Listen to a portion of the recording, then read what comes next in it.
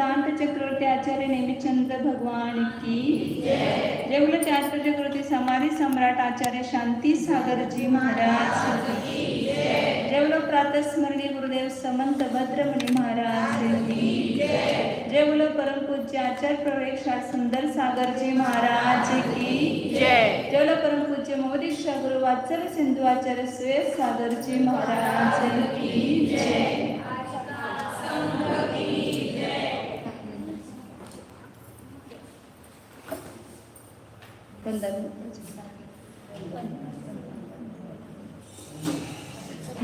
काल पर्याप्ती अधिकार आपलं चालू झालं होता। पर्याप्ती आणि अपर्याप्ती म्हणजे पर्याप्ती म्हणजे काय सांगितलं? पूर्णता, जीवाच्या शक्तीची पूर्णता, आणि अपर्याप्ती म्हणजे जीवाच्या शक्तीची अपूर्णता, म्हणजे ती पर्याप्ती पूर्ण न होणं। त्यामध्ये किती भेद केले होते पर्याप्तीचे? सगळ्यांना नाही सांगायचं। हां, स्नेहा सांगा। 6 भेद केले। हां, कोणते? आहार, शरीर, इंद्रिय, श्वासोच्छ्वास, भाषा आणि मन, हे 6 पर्याप्तीचे भेद केले। पहिली शरीर पर्याप्ती, पहिली आहार पर्याप्ती। कशाला म्हटलं आहार पर्याप्ती? प्रियंका? हां, 3 शरीर मिळून खलाने रस रूपाने परिणामाची जी जीवाची शक्ती असते। कशाला कसं काय बनवतं असं लक्षात ठेवायचं। मी काय तुम्हाला आयडिया खूप देत असते, त्या आयडियाने लक्षात ठेवायचं। 3 शरीराला म्हटलं का, 3 शरीराला योग्य असे जे आहार वर्गण आपण ग्रहण करतो, त्या आहार वर्गणीला कोणत्या रूपाने परिणाम व्हायचं? खल आणि रस रूपाने ते परिणाम होण्याची जीवाच्या शक्तीची पूर्णता, त्याला आहार पर्याप्ती सांगितलं। पुढचे इकडचे शब्द सारखेच आहेत, फक्त आता मधले शब्दच बदलायचे आपल्याला। कशापासून काय बनत एवढं लक्षात ठेवायचं। मग पुढं परिणाम होण्याच्या जीवाच्या शक्तीची पूर्णता सगळीकडे लावायचं आहे। शरीर पर्याप्ती कशाला म्हटलं?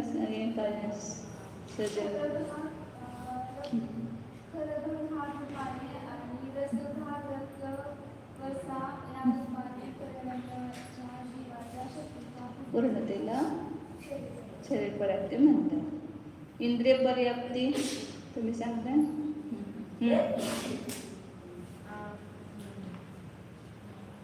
सामान्य तर लक्षात घ्यायचं, त्या आहार वर्गाच्या परमाणूंना द्रव्येंद्रिय रूपानं परिणाम होण्याची जीवाच्या शक्तीची पूर्णता, इंद्रिय पर्याप्ती म्हणजे थोडक्यात। मग त्याला कुठले कुठले निमित्त आहेत, मग ते लावायचं। त्याला काय काय निमित्त सांगितलं होतं द्रव्येंद्रिय हे इंद्रिय पर्याप्तीसाठी? सगळ्यांनी नाही सांगायचं, एकच त्यांनाच विचारत होते। तुम्ही सांगा।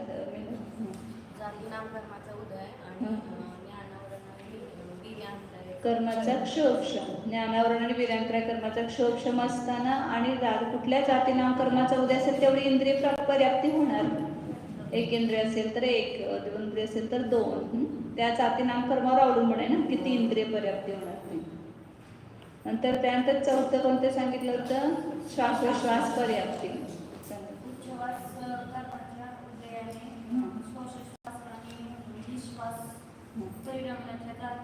कशापासून बनते ते?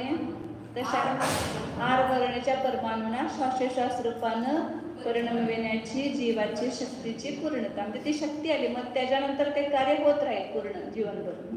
शक्ती येण्यासाठी ते अंतर्मुक्त काळ लागतो, त्या शक्तीची पूर्णता व्हायला। नंतर कोणते सांगितले? भाषा पर्याप्ती। उज्ज्वला देवी सांगा। उज्ज्वला बाबी।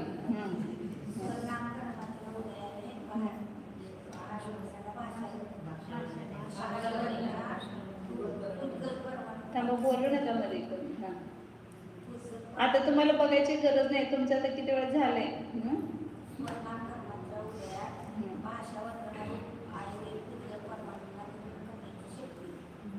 भाषा वर्गणीच्या परमाणूंना 4 भाषा रूपानं परिणाम होण्याची जीवाच्या शक्तीची पूर्णता, त्याला म्हणायचं भाषा पर्याप्ती। भाषा वर्गणा ही पुद्गल वर्गणा झाली, आणि त्याच्यापासून काय बनणार? आपण ही जी भाषा बोलतो ही सत्य, असत्य, उभय वगैरे, त्या भाषा रूपानं परिणाम होण्याची जीवाच्या शक्तीची पूर्णता, त्याला भाषा पर्याप्ती म्हटलं। आणि मनपर्याप्ती कशाला म्हटलं? रवते भावी.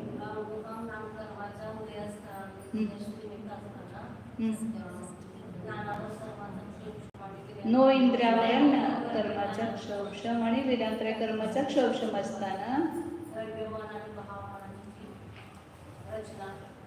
द्रव्यमन रूपानं परिणमण्याच्या जीवाची शक्तीची पूर्णता. आता त्याच्यासाठी काय आहे तिथं? भावमन जे आहे ते काय? भावमन कशाला म्हणायचं? जे त्याच्याद्वारे विचार करतो आपण त्याला भावमन म्हणायचं. इंद्रिय पण भावेंद्रिय कशाला म्हणायचं?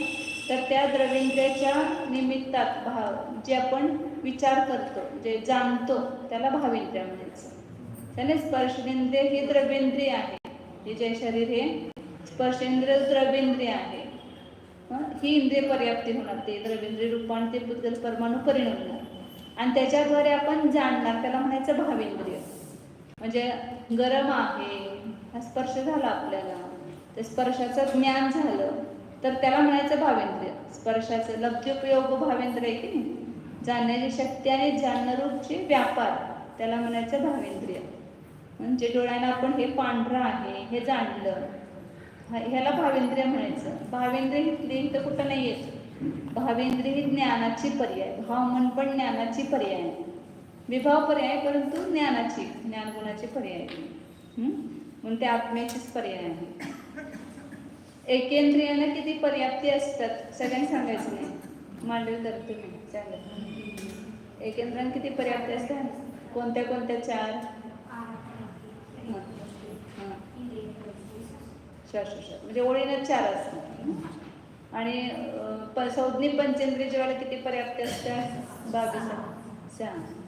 आणि विंद्रियापासून असंज्ञी पंचेंद्रियापर्यंत जीवांना 5. कोणती पर्याप्ती नाही त्यांना? मनपर्याप्ती नाही. आता ह्या पर्याप्तींचं सांगितलं होतं. 120 नंबरची गाथा चालू केली होती आपण की पर्याप्तींची प्रारंभ जो आहे प्रस्थापना एका वेळेला होते. म्हणजे ज्या वेळेला जन्म घेतला पहिल्या समयापासून आर्वर्गणा ग्रहण केल्या त्या समयापासून कुणाचे 4 असतील तर 4 एकाच वेळेला सुरू होणार. कुणाचे 5 असतील त्यांच्या 5 आणि 6 असतील तर 6 पर्याप्ती एका वेळेला चालू होणार. परंतु त्यांची पूर्णता एका वेळेला होत नाही, एकदम होत नाही, क्रमाक्रमानं होती. पहिला आहार पर्याप्ती पूर्ण होईल, मग शरीर पर्याप्ती, त्याच्यानंतर मग इंद्रिय पर्याप्ती, क्रमाक्रमानं पूर्णता होणार. जसं आता 4-5 व्यक्ती असतात, एकदम काम चालू केलं, शर्यत लावतात ना, पैसे लावतात पण कुणाचं काम लवकर होतंय, सगळ्यांचं एकाच वेळेला होतंय का? नाही. कोण लवकर करतंय, कोण थोडं उशिरा करतं पूर्ण. तसं ह्या पर्याप्ती पण एका वेळेला पूर्ण होत नाही. त्याच्यासाठी काळ जास्त लागतो. मग किती जास्त लागतो तर सांगितलं अंतो मुहूर्तेन 120 नंबरची गाथा आहे. कालेन अहियकमा तत्ती आलावा. अंतर्मुहूर्त काळाच्या द्वारे अधिक्रम आहे. सगळ्याचा काळ अंतर्मुहूर्तच, परंतु प्रत्येकाला जो काळ लागतो तो पण अंतर्मुहूर्त अधिक. मग त्याला म्हटलेलं आहे पूर्व जी पर्याप्ती असेल त्याच्यामध्ये त्याचा संख्यात्वा भाग मिसळायचा, मग पुढच्याच येणार.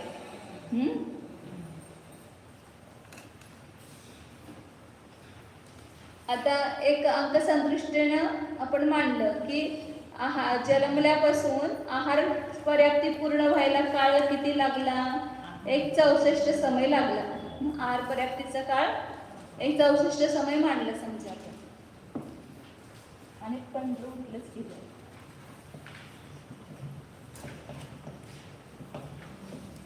दिसतंय ना? आहार पर्याप्तीचा काळ मांडला.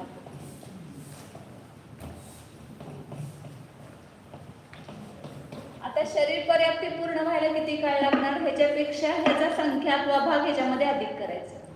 मग तो संख्यात्वा भाग काढण्यासाठी 4 संख्या मांडली आपण. पहिल्यांदा इथं 4 संख्या मांडली. तर काय म्हणणार?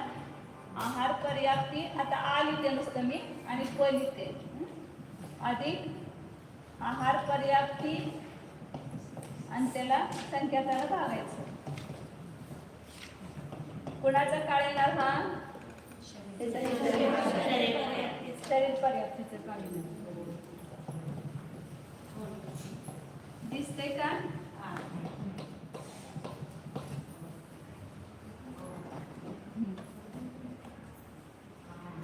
कोण आहे? मानलेले 64 समय अंतर्मुहूर्त आहे तर समजायचं. आता ते संदृष्टीनं पण दाखवतो तुम्हाला. पहिला अंतर संदृष्टी एकदा सरळ पण बघूया म्हणजे मार्ग संदृष्टी सोपं जाईल. 64 अधिक 64 भागिले 4. आपण 4 मांडलं संख्या तर 64 अधिक 16 बरोबर किती येणार? 80 समय. शरीर पर्याप्तीला काळ किती लागला? 80 समय. आहार पर्याप्तीच्या काळामध्ये त्याचा संख्यात्वा भाग मिसळला तर शरीर पर्याप्तीचा काळ येतो. म्हणजे संख्यात्वा भाग अधिक काळ लागतो पुढच्या पर्याप्तीला. आता शरीर पर्याप्तीला जेवढा काळ लागला त्याचा संख्यात्वा भाग अधिक इंद्रिय पर्याप्तीसाठी लागतो. आता मी सगळीकडे लिहित नाही. आता पुढं काय होणार? शरीर पर्याप्ती अधिक खाली लिहिले की तुम्हाला दिसणार नाही.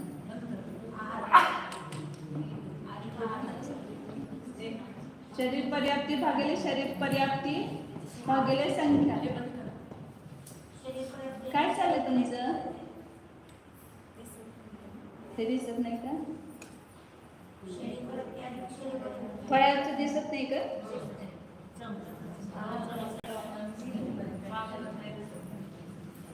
उभं ठेवायचं का? कुठं पण किती पण मांडत जातं त्याला.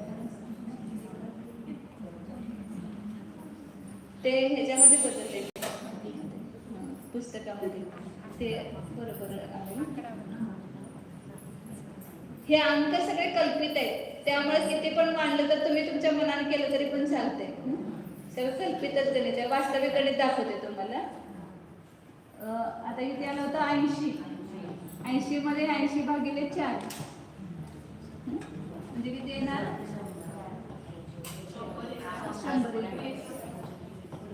100. त्याच्यानंतर आता असंच करायचं परत. इंद्रिय पर्याप्ती आणि त्याचा संख्यात्वा भाग हे कोणाचा कळाला? इंद्रिय पर्याप्तीचा.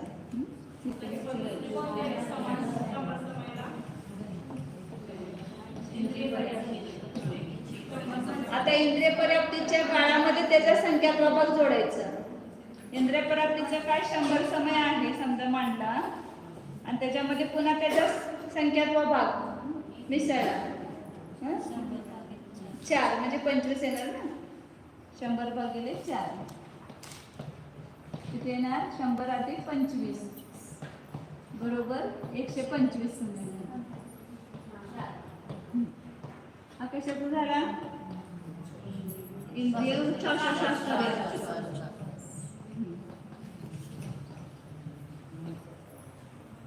वर लिहिते तर खाली दिसत नाही.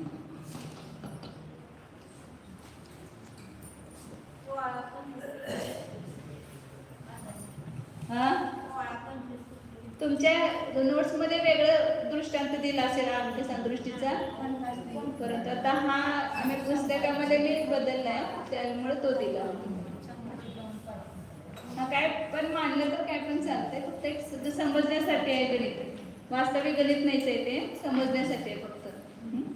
असंच आता पुढचं पण करायचं. परंतु आता इथं समजा 125 आहे, 4ला भावनं जात नाही म्हणताना बदलली संख्या कारण ही वास्तविक नाहीच आहे ना. आपण बदलू शकतो संख्या प्रमाण. 5 घेतलं मग त्या ठिकाणी 125 मध्ये 5 न भाग दिला तर किती येतं? 25 म्हणजे किती आला मग त्याचा काळ? भाषा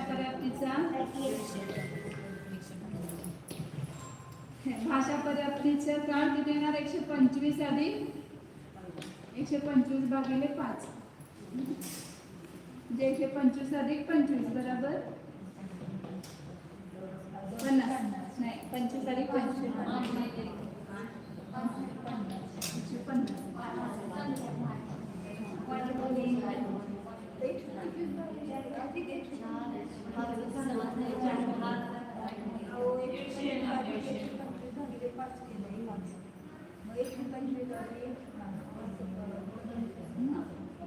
आता 150 भागिले 150 भागिले 5 केलं समजा.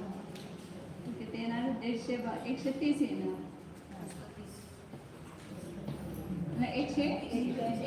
येणार.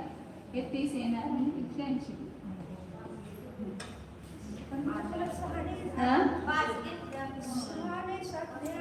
संख्या ती संख्या आहे.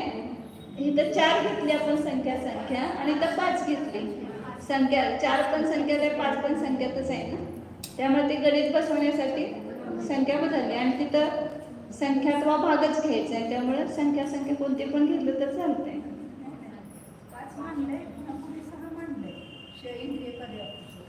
ते भाग जाण्यासाठी केले. भाग जाण्यासाठी अपूर्णांकामध्ये येते ना गणित.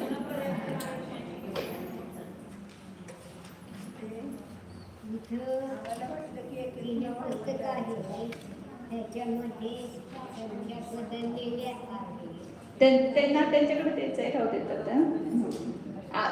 वास्तविक ह्याचा भाव समजून घ्यायचा फक्त. अंकसंदृष्टी कशासाठी आहे? भाव समजण्यासाठी. ही अंकसंदृष्टी सगळी खोटी आहे, म्हणजे तसं वास्तविक गणित नाही आहे. म्हणून अर्थसंदृष्टी जी आहे ती खरी असते. मग अर्थसंदृष्टीनं आपण ते पण सोपं आहे, ते तुम्हाला दाखवते. याचा भाव समजून घ्या पहिल्यांदा. म्हणजे याचा अर्थ काय झाला की जन्म घेतला कुणी तर पहिल्या समयापासून ते पहिला आपला किती काळ होता? आहारपर्यंत 64 समय. तर 64 समयामध्ये त्याची काय झाली? आहार पर्याप्ती पूर्ण झाली. शरीर पर्याप्ती चालू आहे, अजून पूर्ण झाली नाही. ते पुढे 16 समय गेल्यानंतर म्हणजे ज्यावेळेला 80वा समय येईल त्यावेळेला काय होणार? त्याची शरीर पर्याप्ती पूर्ण होणार. मग पुन्हा इंद्रिय पर्याप्ती पण चालू आहे. पहिल्या समयापासून साई पर्याप्ती चालू आहे, परंतु 64व्या समय काय झाले? आहार पर्याप्ती पूर्ण झाली. 80व्या समय काय झाली? त्याची शरीर पर्याप्ती पूर्ण झाली. शरीर पर्याप्तीचं काय. नंतर 100वा समय, पहिल्यापासूनच 100वा घ्यायचं, त्याच्या पुढे 80 घ्यायचं नाही. पहिल्यापासूनच 100वा समय येईल त्यावेळेला काय होणार? त्याची इंद्रिय पर्याप्ती पूर्ण होईल. पुढे त्याच्यानंतर 125वा समय येईल त्यावेळेला श्वासोच्छ्वास पर्याप्ती पूर्ण होईल. त्याच्यानंतर 150वा समय येईल त्यावेळेला त्याची म्हणजे पहिल्यापासूनच घ्यायचं आहे सांगायचं तुम्हाला. त्याच्या पुढे घ्यायचं नाही. आहार पर्याप्ती झाल्यावर 80 समय नाही घ्यायचं, पहिल्या समयापासून. म्हणून इथं एक पहिल्या समयापासून सगळ्या सुरू झाल्या होत्या. 64व्या समय ह्याची आहार पर्याप्ती पूर्ण झाली, अजून बाकीच्या पर्याप्ती चालू आहे, म्हणजे पूर्ण झालेल्या नाही. मग पुढं 80वा समय आला, तिथं काय होणार? शरीर पर्याप्ती पूर्ण झाली. पुन्हा असं गेला तर तिथं 100वा समय आला, तिथं काय झाले? म्हणजे इंद्रिय पर्याप्तीचा काळ 1 पासून ते 100 पर्यंत. शरीर पर्याप्तीचा काळ 1 पासून ह्या 80 पर्यंत. आहार पर्याप्तीचा काळ 1 पासून 64 पर्यंत. पुढं असंच गेलो 125वा समय आला त्यावेळेला त्याची श्वासोच्छ्वास पर्याप्ती पूर्ण झाली. असं म्हणजे संख्यात्व भाग अधिक अंतर्मूर्त घ्यायचं. सगळा अंतकाळ हा पण अंतर्मूर्तच आहे. 1 ते 80 पण अंतर्मूर्तच आहे. 100 पण अंतर्मूर्तच आहे. परंतु तो अंतर्मुहूर्त काय सांगितलं? थोडा मोठा घ्यायचा. किती मोठा घ्यायचा? तर पूर्वीच्या ह्याच्यापेक्षा संख्यात्व भाग अधिक. आणि पुढे 150व्या समयात भाषा पर्याप्ती पूर्ण होणार आणि 180व्या समयात 6वी मनपर्याप्ती पण पूर्ण होणार आणि तो पर्याप्त होणार. परंतु हे लक्षात घ्यायचं की हे समय खरे नाहीत. आपल्या अर्थसंदृष्टी पण सोपी आहे, तुम्हाला सांगते का अर्थसंदृष्टी जी असं सोपी असेल तेवढी सांगतो.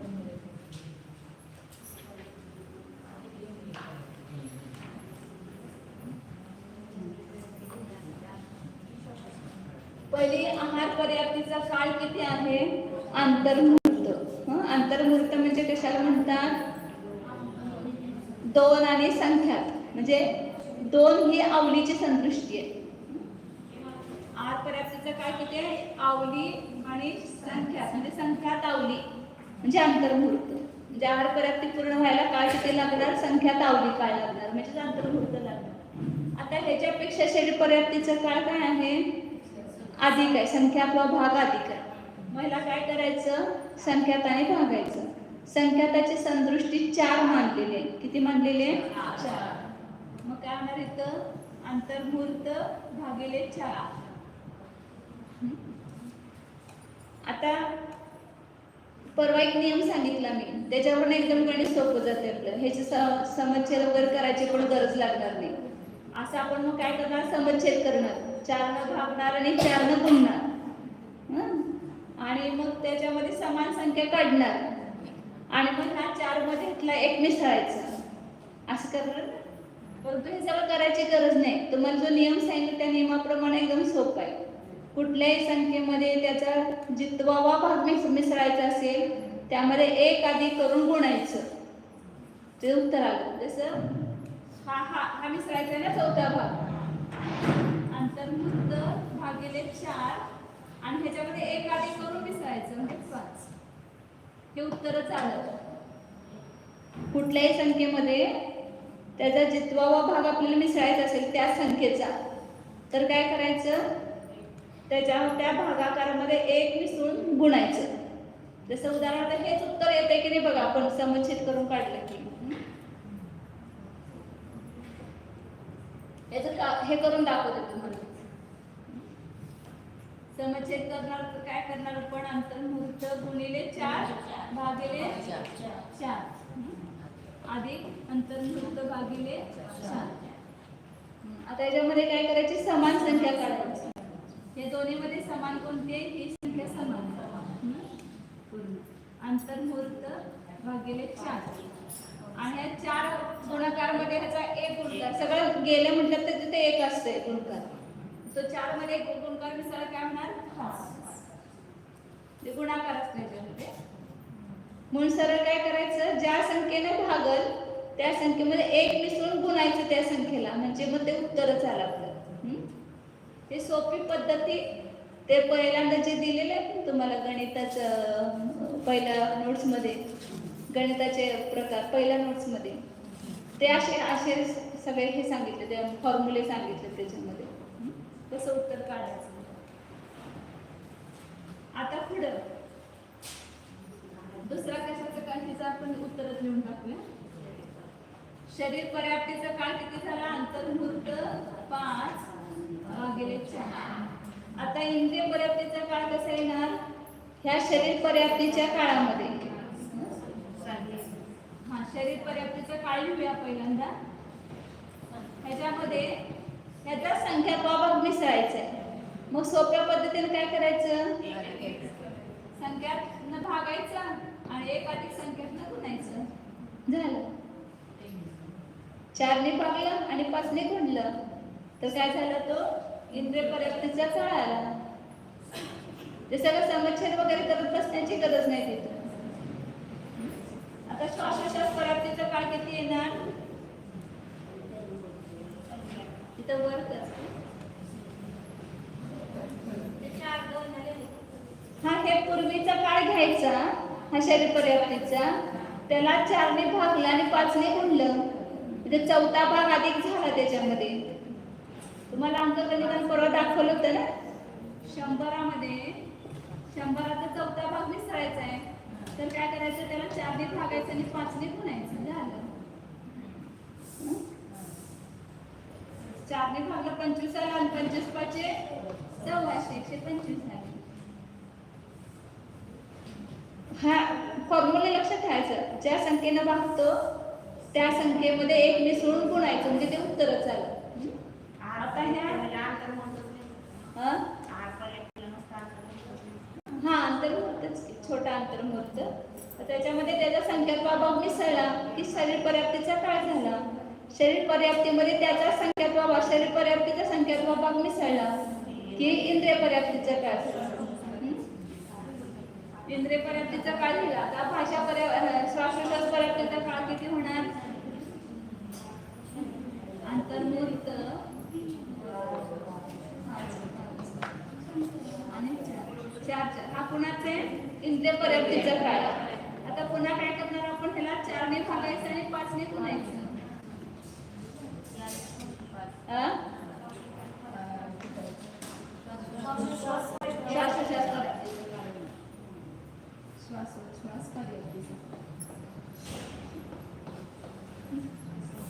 आता श्वासोच्छ्वास पर्याप्तीचं काय झालं खाली आणि त्याला संख्याकडे भागायचं आणि त्याच्यामध्येच मिसळायचा. पुन्हा त्याला काय होणार, एकदा अनेक संख्यातानं भागणार आणि एकाधिक संख्यातानं पुन्हा. हा मोठा मोठा अंतर्मुहूर्त होत चाललेला आहे. आपण तर त्याला भाषा पर्याप्तीचा काळ. आणि पुन्हा आता एकदा ह्याला 4ने भागायचं आणि 5ने गुणायचं, म्हणजे कोणाचं होणार, मन पर्याप्तीचं.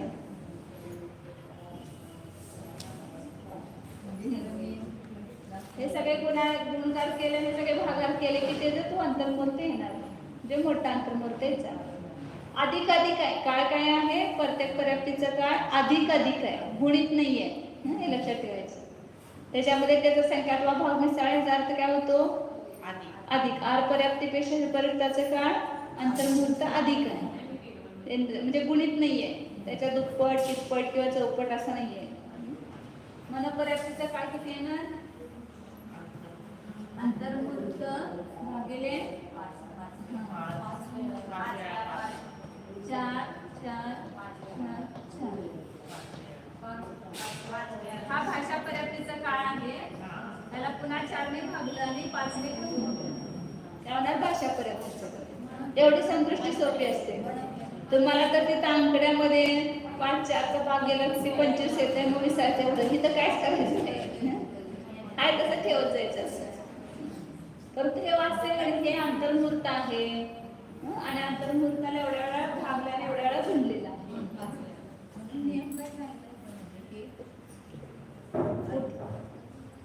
सगळ्या पर्याप्तींचा का अधिकार त्याचा संख्यात्मक भाग त्याच्यामध्ये मिसळला.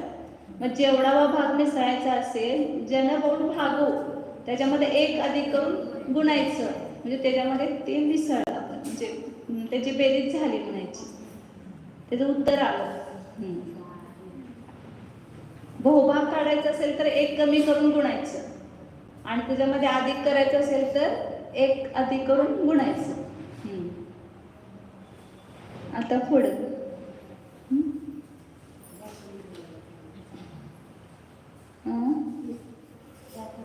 गाथा झाली किती, गाथा लावली होती आपण काल म्हटली होती. हे फक्त हे लावायचं राहिलं होतं.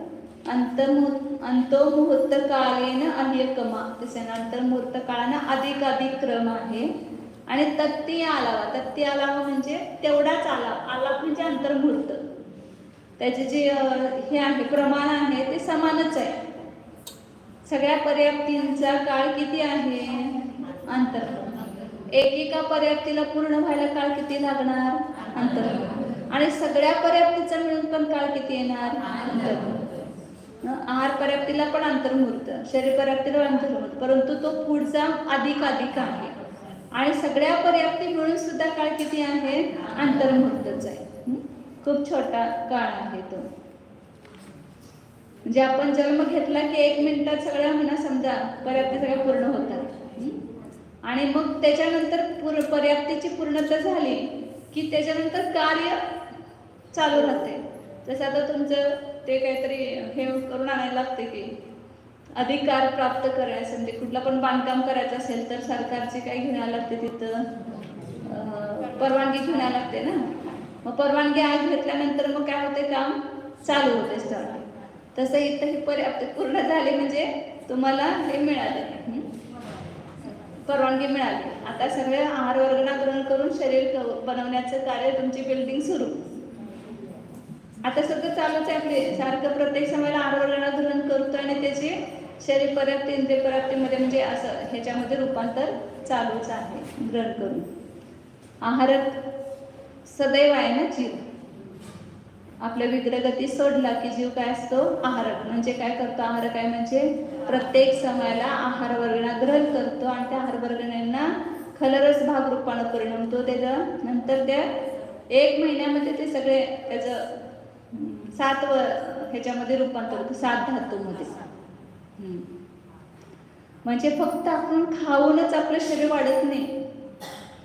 अशा आहार वर्गणा ग्रहण करून त्या आहार वर्गणीच्या द्वारे सुद्धा काय होत जाते, शरीराची वाढ होत जाते. श्वासोश्वास पण प्रत्येक समयाला आहार वर्गणा ग्रहण करून श्वासोश्वास सुरूच आहे ना, त्याच्याद्वारे त्या वर्गणाच परिणाम होतात श्वासोश्वास रूपाने. 13व्या गुणस्थानामध्ये सुद्धा हे काम चालू आहे. आहारक आहे तिथं पण केवली भगवान, तिथं पण त्यांचे आर वर्गणाहून ते परम औदारिक शरीर बनवण्याचं कार्य चालू असतं. आता पुढची 121 नंबरची गाथा आहे.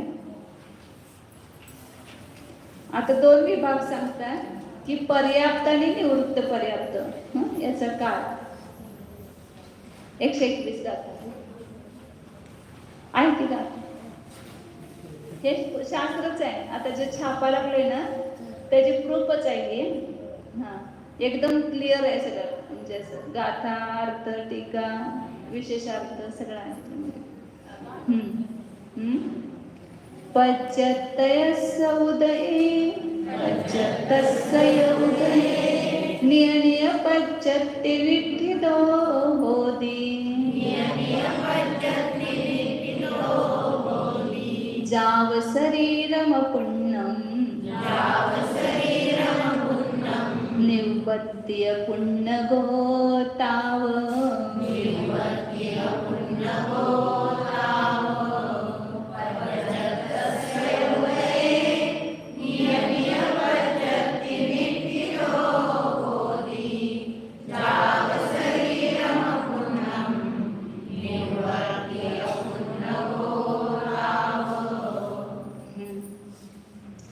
पच्यतस्य उदये 2 प्रकारचे नामकरण, एक पर्याप्त नामकर्म आणि एक अपर्याप्त नामकर्म. ज्याला पर्याप्त नामकर्माचा उदय आहे अशा जीवाला आपल्या आपल्या पर्याप्ती, आपल्या आपल्या असं का म्हटलं? एकेंद्राच्या 4, विकल चतुष्काच्या 4 आणि संज्ञेच्या 5, म्हणून आपल्या आपल्या पर्याप्ती असं म्हटलं. कुणाचे 4 होतील, कुणाचे 5 होतील, कुणाला 6 होतील. तर आपापल्या पर्याप्तीला तो निठ्ठितो म्हणजे पर्याप्तीला पूर्ण करणारा होतो. कोण करणार पूर्ण? ज्याला पर्याप्त नामकर्माचा उदय आहे तो जीव नियमानं पूर्ण करणारच. परंतु ज्याव शरीरम अपूर्णम, जोपर्यंत शरीर अपूर्ण आहे, शरीर पर्याप्ती पूर्ण झाली नाही, तोपर्यंत त्याला काय म्हटलेलं आहे? निवृत्य पुण्य गो, निवृत्य पर्याप्त. म्हणजे जी रचना आहे अजून ती पूर्ण झालेली नाही. शक्ती आहे त्याच्यामध्ये पूर्ण करण्याची, परंतु आपण म्हणतो ना की कुठलं काम चालू केलं असेल आणि थोडं अजून शिल्लक असेल तर काय म्हणतो? अजून अपूर्ण आहे. परंतु ती करणार आहे की नाही? पूर्ण नियमानं करणार आहे. तर त्याला काय म्हणायचं? तोपर्यंत निवृत्ती अपर्याप्त. 2 प्रकार सांगितले ते मागून. अपर्याप्ताचे 2 भेद केले होते ना, निवृत्य पर्याप्त आणि लब्ध पर्याप्त. निवृत्य पर्याप्त जीव आहे त्याला नियमानं पर्याप्त नामकर्माचा उदय असतो, आणि लब्ध पर्याप्त जीवालाच फक्त अपर्याप्त नामकर्माचा उदय असतो. हे सारखं ओल्यानं पुसायचं.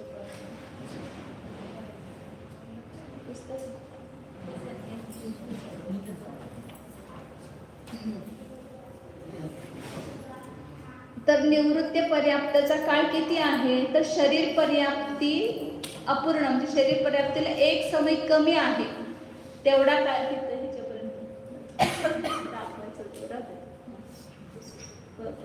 हे होते.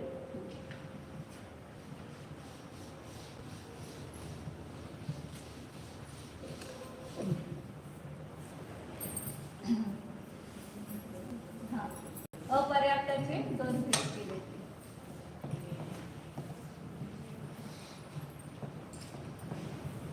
निवृत्त पर्याप्त आणि लब्ध पर्याप्त.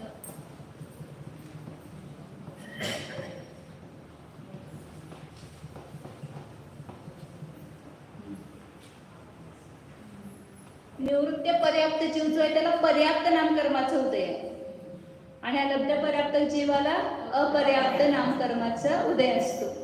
मग हा काय आहे? आता अजून पूर्ण झाले नाही, परंतु नियमानं पूर्ण करला. शरीर पर्याप्तीचा जो काळ आहे त्याला 1 समय कमी,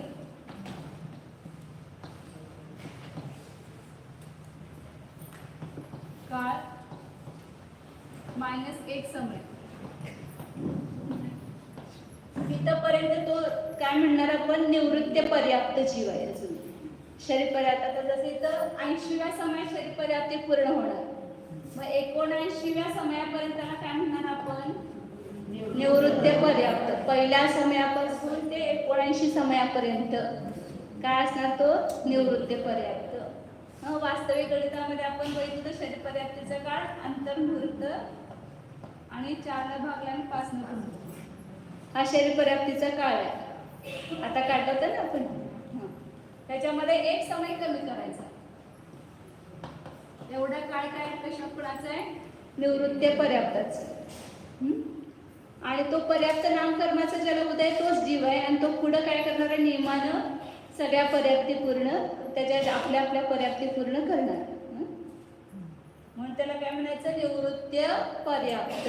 आणि लब्ध पर्याप्त कुणाला म्हणायचं ज्याला अपर्याप्त नामकर्माचा उदय आहे. आता पुढे बोलते पुढच्या गाथेमध्ये. आणि तो एक पण पर्याप्ती पूर्ण करत नाही त्याला काय म्हणायचं लब्ध पर्याप्त.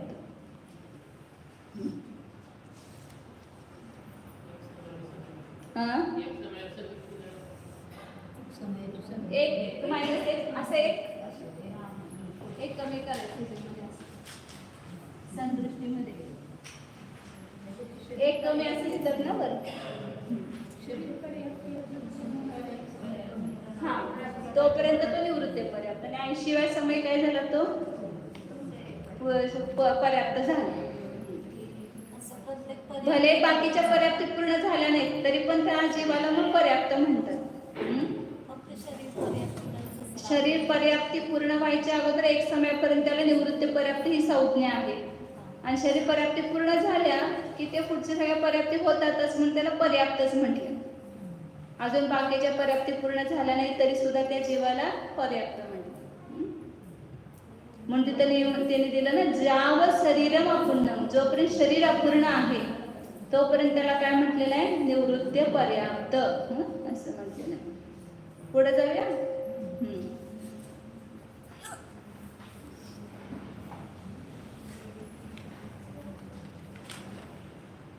आता ह्या पर्याप्तीचा काय सगळ्यांचं समान असतो असं नाही. म्हणजे आता कुठल्या जीवाला थोडा काळ लागेल कुठल्या थोडा अंतर्मुहूर्तच परंतु कुणाला छोटा अंतर्मुहूर्त लागेल कुणाला मोठा अंतर्मुहूर्त लागेल. कोण फटफट करेल आणि कोण उशिरा करेल. जसं दिव्यमानवासी जे देव आहेत देवामध्ये उत्पन्न होणारे जीवांचा अपर्याप्त काळ छोटा असतो म्हणजे लवकर करतात. आणि नरकामध्ये तो अपर्याप्त काळ मोठा असतो म्हणजे त्यांना जास्त काळ लागतो. आणि नरकामधून मनुष्यात उत्पन्न झाला असेल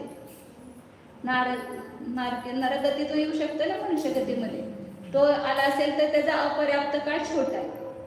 आणि त्याची देवामधून जर मनुष्यामध्ये उत्पन्न झालेला असेल तर त्याचा काळ काय आहे दीर्घ आहे. उलट काय लक्षात आलं काय लक्षात आलं देवामध्ये अपर्याप्त काळ छोटा आहे आणि नरकामध्ये जास्त मोठा आहे. परंतु नरकातून हित जीव आला मनुष्यामध्ये तर त्याचा अपर्याप्त काळ छोटा आहे लवकर पर्याप्ती पूर्ण करतो. आणि देवामधून हित आला तर दीर्घ काळामध्ये करतो. तिथं देवामध्ये लवकर होत आहे परंतु देवातून मनुष्यात आला की त्याला उशीर लागतो अपर्याप्त काळ. तिथं काय त्या नरकातून आलेला असतो ना संकलेश परिणामातून पटपटपट आला की ते पर्याप्ती पूर्ण करतो. आणि देवातून आलं की तिथं काय कर शांत निवांत आहे त्यामुळे अपर्याप्ती ते काय सगळं बुद्धिपूर्वक कार्य नाहीये हे सगळं ऑटोमॅटिक होते.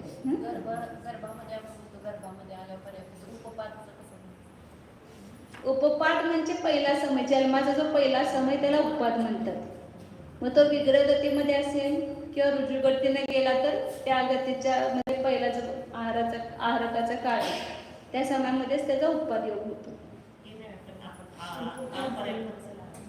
काय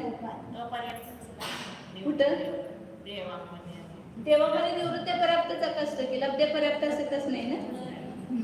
त्यांची पण शरीर पर्याप्ती जोपर्यंत पूर्ण होत नाही तोपर्यंत त्याला निवृत्ती पर्याप्त म्हणायचं. उपपात जन्म असला तरी पण त्यांच्या पण पर्याप्ती क्रमाक्रमानच होणार. हा ते दिसणारच नाही ना तिथं एकदमच ज्यावेळेला ते शरीर तयार होईल त्याला ते दिसणार. तोपर्यंत तिथं जीव आलेला असणार ते काम चालू असणार. आणि काय 1 सेकंद किती काळ लागतोय पर्याप्तीचं खूप त्याच्या पण काळ छोट आहे फटाफट लगेच तयार होते. हा, उपपाद जन्म हा देवनारकींचा जन्माला उपपाद जन्म म्हटलं आणि उपपाद योग वेगळा. तुम्ही उपपाद म्हणताना असं वाटलं मला उपपाद योग म्हणताय काय की. योगामध्ये भेद केलेत ना, त्यातलं पहिल्या समयामध्ये जो योग असतो त्याला उपपाद योग म्हणतात. ते पुढे येणार योग मार्गणीमध्ये. आता राहू देत, चला पुढं. आता पुढे 122 नंबरची गाथा आहे. लब्ध पर्याप्तकाचं स्वरूप सांगतात. गर्भ 2 महिन्याचा 3 महिन्याचा ते बाळाची पर्याप्ती पूर्ण झालेली असते. सगळे पर्याप्ती अंतर्मुहूर्तातच पूर्ण झालेले असते. पर्याप्ती म्हणजे ते आणि ते बाळ म्हणजे मिसकॅरेज झालं म्हणतात की नाही, त्यावेळेस ते बाळ तो पर्याप्तच असते. ते मिसकॅरेज झालं त्याला किती. म्हणून तुम्हाला मागं पण सांगितलं की काय काहींचं आयुष्य अंतर्मूर्ती घेऊन आलेलं असतात. गर्भस्थ जीव सुद्धा स्वर्गातून सदा येतात, नरकातून सुद्धा येतात आपल्या गर्भामध्ये आणि अंतर्मूर्तच आयुष्य घेऊन येतात. तर अंतर्मुहूर्तामध्ये ती पर्याप्ती पूर्ण पण होते त्यांची आणि पुन्हा पुढची आयु पण बांधतात आणि मरून नरकात किंवा स्वर्गात परत जाऊ शकतात. अंतर्मुहूर्तामध्ये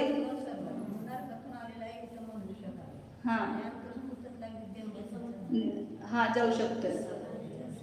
ते नरकातला आलेलं लगेच अंतर्मुहूर्तात जाऊ शकणार नाही होते असं, परंतु देवातून आलेला परत देवात जाऊ शकतो एवढं नक्की आहे अंतर्मुहूर्तामध्ये. म्हणजे तुम्हाला कळायला पण नाही कोणी जीव स्वर्गातून आपल्या पोटात आला आणि लगेच मरून गेला देवात, ते तुम्हाला कळणार सुद्धा नाही. अशी सगळे हे विचित्रता आहे. आणि जो 1 महिना 2 महिना झाला ना, ती पर्याप्ती झालेली आहे त्याची पूर्ण, परंतु त्याच्या शरीराची रचना पूर्ण होते असं नाही. हे गर्भचे शरीर आहे गर्भामध्ये उत्पन्न होणारं, ते क्रमशः त्याच्यावर ते वाढवते, म्हणजे त्याचे अवयव वगैरे बनतात. पर्याप्ती म्हणूनच सांगितलं तुम्हाला परत परत, हे समजत नाही कुणाला. पर्याप्ती म्हणजे फक्त त्यामध्ये शक्ती उत्पन्न होणं ते करण्याची, आणि कार्य हे चालू राहते. आणि ते कार्य देव आणि नारकींचं लगेच होते अंतर्मुहूर्तामध्ये, आणि आपलं जे गर्भामध्ये शरीर जे वाढते किंवा अंडामध्ये वाढते ते क्रमशः वाढत जाते. पर्याप्ती अंतर्मुहूर्तातच म्हणजे ती शक्ती त्याच्यामध्ये आलेली आहे करण्याची, आणि ते कार्य पुढे चालू राहते. मग ते हे शरीर गर्भामध्ये किंवा तयार होण्याची ती हे प्रोसिजर वेगळी वेगळी आहे. जरायूमध्ये याच्यामध्ये उत्पन्न होणार पर्याप्तीचा काळ वेगळा आणि शरीर पूर्ण होण्याचा काळ वेगळा. वेगळं. ती रचना पूर्ण होण्याचा काळ वेगळा. इथं ही शक्तीची पूर्णता आहे. आगे पुढं उदयेदु अपुण्यस्य सग सग पज्जत्यं न निष्ठवदी अंतो मुहूर्तमरणं लद्ध्य पज्जत्त गोसोदु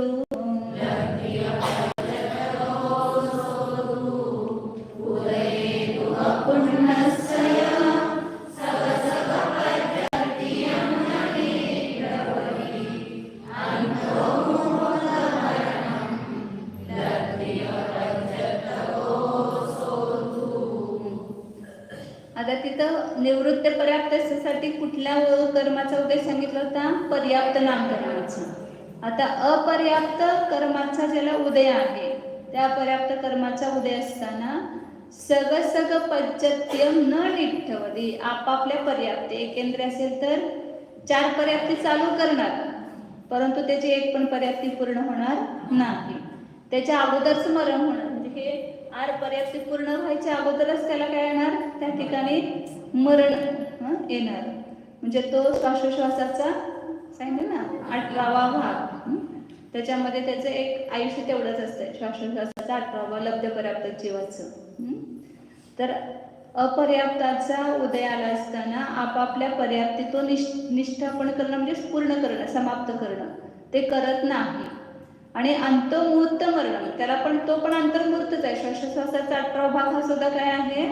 अंतर्मुहूर्तच आहे. कारण 1 आवलीच्या पुढे आणि 48 मिनिटाला 1 समय कमी, या सगळ्यांना काय संज्ञा आहे? अंतर्मुहूर्त. मग 1 सेकंद पण अंतर्मुहूर्त आणि 1 सेकंदाचा 1000वा लाखावा भाग हा सुद्धा काय आहे? अंतर्मुहूर्तच आहे. कारण आवली ही खूप छोटी आहे की त्याला आपण पकडू शकत नाही. एक आपला श्वासोश्वास होत झाला तर कितीतरी संख्या तावली होऊन जातात एक उच्छ्वास होण्यामध्ये. तर श्वासोश्वासाचा 18वा भाग रूप जो अंतर्मुहूर्त आहे त्यामध्येच हा जीव काय करतो, मरणाला प्राप्त होतो. ते जीवांना काय म्हणतात, लभ्य पर्याप्त जीव. असं कोण झालं, कोण झालं एवढं लभ्य पर्याप्त जीव? आपण पण किती वेळा असं जन्मलो मेलो. पुढं हा आता ते लब्ध प्राप्तकाचे किती किती भाव आहेत कुठल्या कुठल्या काळामध्ये पुढे सांगतायत ते. जे लब्ध प्राप्त लगातार किती वेळा होऊ शकतो जीव. परंतु लब्ध प्राप्त असं जन्मला की एक श्वासाच्या 18व्या भागामध्ये मरण पावला, पुन्हा जन्मला की पुन्हा श्वासाच्या 18व्या भागामध्ये मरण पावलं, म्हणजे त्याची एक पण पर्याप्ती पूर्ण होतच नाही. पुढं म्हणजे लब्धी म्हणजे पर्याप्तीची पूर्णतेची योग्यता, त्याच्यानं तो अपर्याप्त आहे म्हणजे लब्धी कधी पूर्ण होत नाही म्हणून त्याला काय म्हणतात, लब्ध पर्याप्त म्हणतात. आता लब्ध पर्याप्तकाचे भव किती आहेत, निरंतर भव, निरंतर जन्म मरण किती आहेत ते सांगतात. 123 नंबरची गाथा आहे. 3 निसया 36 छावट्टी सहस गाणी मरणानी अंतो मुहूर्त काळी तावदियाचे व खुद्द भवा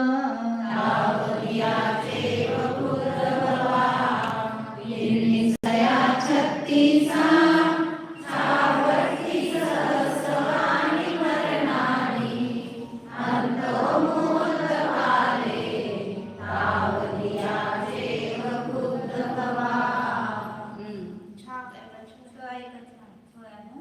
कुठं छावट्टी छाय तुमच्यात काय छवट्टी आणि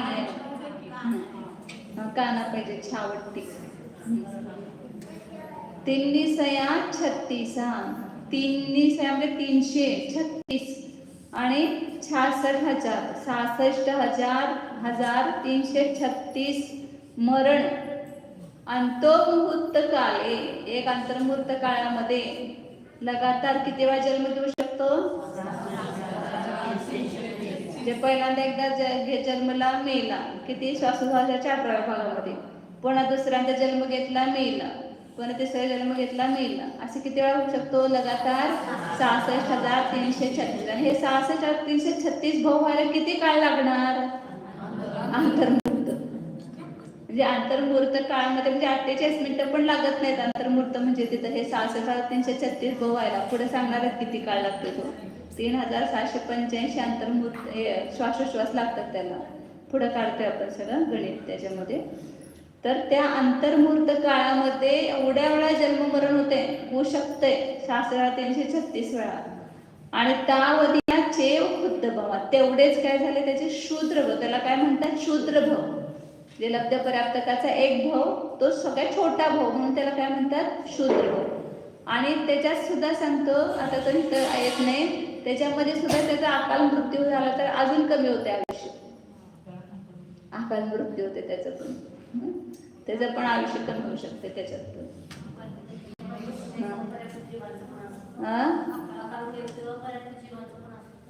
हा लब्ध पर्याप्त जीवाचं पुढे. आता ह्याच्यामध्ये हे 66,336 भावामध्ये कुणाचे किती भाव आहेत, आता लब्ध पर्याप्त जीव कुठल्या कोणत्या गतीमध्ये असतो, लब्ध पर्याप्त जीव कोणत्या कोणत्या गतीमध्ये असतो,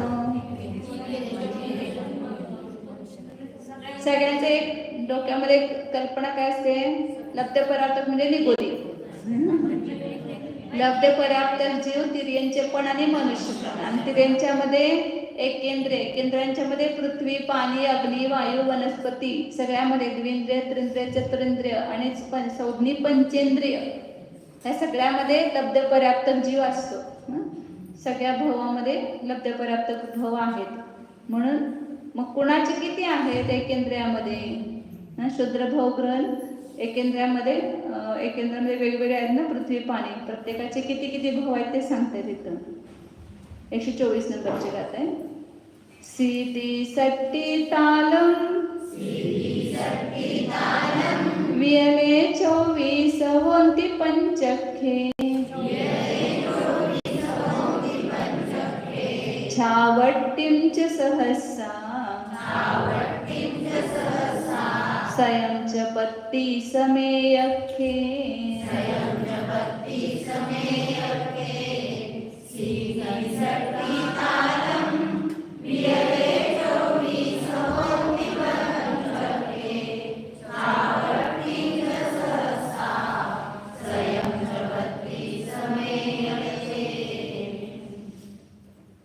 हे लब्ध पर्याप्तक कुणाचे किती आहे ते सांगतात. वियले पहिल्यांदा काय घेतलं, विकलेंद्रिय. विकलेंद्रियामध्ये द्विंद्रिय, त्रिंद्रिय, चतुरिंद्रिय यांचे प्रत्येकांचे सांगितले सीधी म्हणजे 80, द्विंद्रियाचे 80. हो, म्हणजे त्रिंद्रिय लब्ध पर्याप्त झाला तर किती वेळा होऊ शकेल, 80 वेळा. लगातार झाला तर तो 80 वेळा होऊ शकेल. नंतर त्रिंद्रिय 60 म्हणजे 60 वेळा. त्रिंद्रिय लब्ध पर्याप्त झाला तर निरंतर 60 वेळा होऊ शकतो. निरंतरचा काळ आहे हा, एवढेच होतील असे नाही. परत मध्ये एक पर्याप्त बघून पुन्हा अपर्याप्त झाला तर पुन्हा एवढं होऊ शकतं. चतुरिंद्रियाचे ताल सांगितलं ना, ताल म्हणजे 40. ताल शब्दाचा अर्थ होतो 40. काय काय अशा शब्दाचे अर्थ लक्षात ठेवा, म्हणजे आपल्याला गाथा वाचलं की लक्षात येते लगेच. नंतर पंचखे, पंचेंद्रियामध्ये 24 भाव आहेत. कुठे गेले पंचखे 24. आता पंचेंद्रियामध्ये 3 येणार, असंज्ञेचे 8, संज्ञी पंचेंद्रियाचे 8 आणि मनुष्याचे 8. 8 त्रिक 24 आहे. पंचेंद्रियामध्ये 3 जीव येतात ना, एकूण पंचेंद्रियाचे 24 आहेत. परंतु यामध्ये असंज्ञी पंचेंद्रिय असे झाला तर 8, संज्ञी पंचेंद्रियाचे 8 आणि मनुष्याचे 8. देवनारकी तर असतच नाही, देवनारकी लब्ध पर्याप्त असत नाही, त्यामुळे त्यांचे नाहीतच. फक्त तिर्यांचे आणि मनुष्य, तिर्यांच्यामध्ये पंचेंद्रियामध्ये 2 आहेत, असंज्ञी पंचेंद्रिय आणि संज्ञी पंचेंद्रिय. तर असंज्ञी पंचेंद्रिय लगातार लब्ध पर्याप्त झाला तर 8 वेळा होणार, संज्ञी पंचेंद्रिय लगातार लब्ध पर्याप्त झाला तर 8 वेळा आणि मनुष्य लगातार झाला तर 8 वेळा. हा, तिन्ही पण पंचेंद्रिय संज्ञा होणार त्याला. तिघाचे मिळून 24 आहेत. आणि आता एकेंद्रियामध्ये छावट्टिंचे सहसा सयंच 32 मेयखे. एकेंद्रियामध्ये 66,132. आता राहिलेले भाव आहेत ना, एकूण 66,336 हे होणार. एकेंद्रियामध्ये प्रत्येक एकेंद्रिय जे आहेत म्हणजे पृथ्वी कायिक लब्ध पर्याप्त, जल कायिक लब्ध पर्याप्त, हे प्रत्येकाचे किती आहेत, 6,012 होते ना, 6,012. आणि असे लब्ध पर्याप्त किती होणार एकेंद्रियामध्ये, लब्ध पर्याप्तकाचे भेद किती होणार एकेंद्रियामध्ये, 5 सूक्ष्म. आपण आता ते वावरांना लिहिलेलं लक्षात ठेवा, 5 सूक्ष्म आणि 6 बादल. तिथं अप्रतिष्ठित प्रतिष्ठित वेगळं घ्यायचं नाही, एकच प्रत्येक वनस्पती घ्यायची.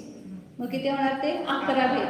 त्या प्रत्येक 11 भेदामध्ये एका ह्याच्यामध्ये किती होणार 6,012 वेळा, म्हणजे सूक्ष्म आणि बादल सगळे मिळून.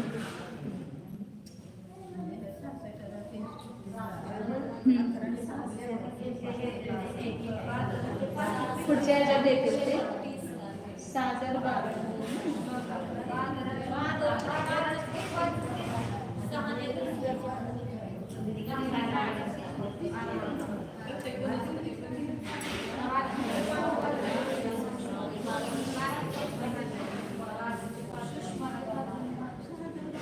6,012 गुणिले 11 केले.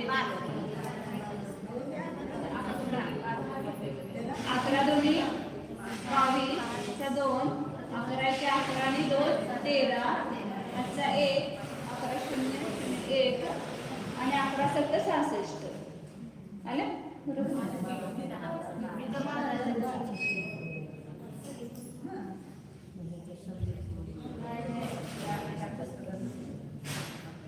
दोन 32, 7. काय शंका कुठे आली?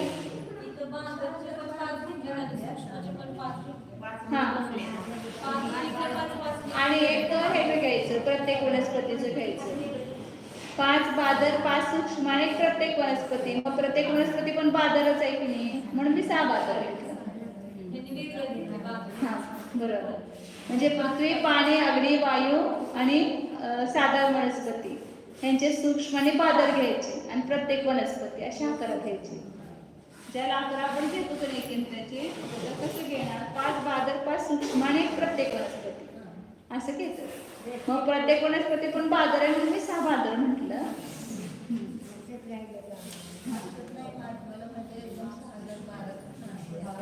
प्रत्येकाचे एकेकाचे जर तो पृथ्वी कैकामध्ये निरंतर लब्धपर्याप्त भोग घेतले तर 6,012 घेऊ शकेल. जलकायकाचे पण लब्धपर्याप्तकाचे लगातार भोग झाले तर 6,012 असे. म्हणून किती होणार? 66,336 बेरीज येते की नाही बघा. असे एकूण आणि लगातारच हे सगळे एक केंद्राचे एवढे भोग. तिकडे झोपायचं नाही, लक्ष द्या. भीती वाटते जरा. ह्या लब्धपर्याप्तकामध्ये आपण गेलो, त्याला आपली काय अवस्था झाली? जन्मलो, एक श्वास घ्यायच्या अगोदरच मेलो, श्वास पूर्ण झालाच नाही त्याच्या अगोदरच मरण झालं. असं पुन्हा असं जन्मलो, पुन्हा मेलो, तर त्या ठिकाणी आपण किती दुःख भोगलं. काहीच आपण म्हणजे जड सारखंच झालो ना, अचेतन सारखं. एवढा मोठा जीव असून, एवढा उत्कृष्ट जीव असून सुद्धा अशा 3 पर्यायामध्ये जाऊन जन्मतो. पुढे घेऊया, उद्या वेळ झाले, वेळच लगेच होते लवकर. उद्यापासून मात्र लक्षात ठेवायचं 2:30 वाजता बरोबर तास सुरू होणार आहे. तयारी करणाऱ्यांनी पण अगोदर येऊन तयारी करायची आणि शिकायला येणाऱ्यांनी पण लवकर येऊन बसायचं. सगळे टेबल वगैरे पाठीमागे घेऊन सगळं तयारी करून लवकर बसायचं, कारण पुढचे मग तास सगळे होत नाहीत, वेळ होतोय.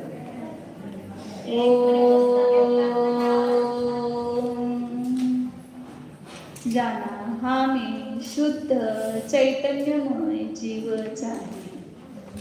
हा मी ज्ञान दर्शन लक्षणवाला संकोतीर्ण न्यायक स्वरूपीच आहे. हा मी जाणणाराच आहे. हा मी पर्याप्त पण नाही, अपर्याप्त पण नाही. पर्याप्त अपर्याप्त हे धर्म शरीराच्या संयोगानं आहे. शरीरच माझे नाही, तर त्या शरीराची पूर्णता अपूर्णता हा माझा धर्म नाहीच. मी तर फक्त जाणणाराच आहे, चेतन स्वरूपीच आहे. शुद्ध चैतन्य स्वरूप ज्ञानानंद स्वरूप एकत्व विभक्त स्वरूप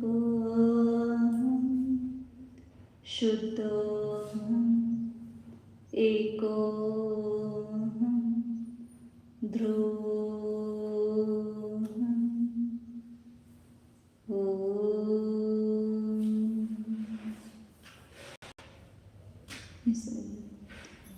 नमो अरिहंता नमो सिद्धाणं नमो आयर्याणं नमो वच्छाया नमो लोके सवसा.